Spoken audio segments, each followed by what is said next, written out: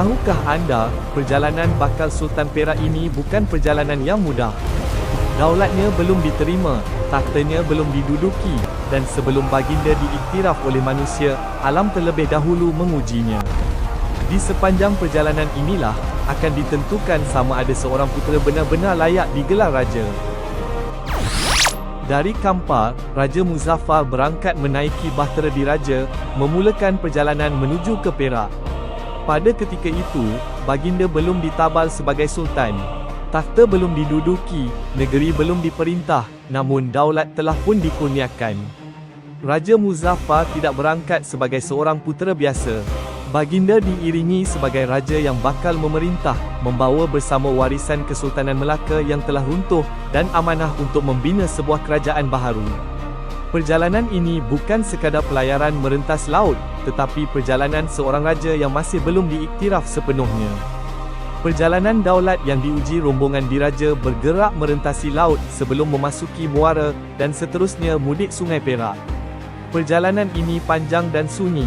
Semakin jauh bahtera bergerak ke pedalaman, semakin jelas bahawa ini bukan sekadar perjalanan jasad, tetapi perjalanan daulat yang sedang diuji. Rombongan singgah secara ringkas di Kelang dan Siak, sebahagian daripada jaringan lama warisan Melaka, seolah-olah mengingatkan bahawa Raja Muzaffar datang membawa kesinambungan, bukan sekadar nama. Namun alam seakan belum bersedia menerima daulat itu begitu sahaja. Apabila bahtera menghampiri kawasan beting beras basah, perjalanan itu terhenti. Air kelihatan tenang, arus tidak melawan, namun bahtera diraja seolah-olah tersangkut dan enggan bergerak.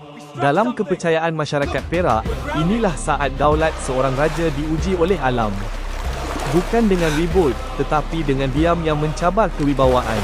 Pada ketika itulah Raja Muzaffar berdiri di atas bahtera dan berseru kepada alam dengan titah yang diwarisi dalam tradisi Perak. Sekongkong tanah Minangkabau, selilit pulau Perca, di lengkong ular Sakti Muna. Perpisahan beta di Selat Melaka. Jika sah beta raja berdaulat, lepaslah sekalian malapetaka. Apabila bahtera itu kembali bergerak, alam seakan telah memberi izin. Namun daulat belum dimuktamadkan.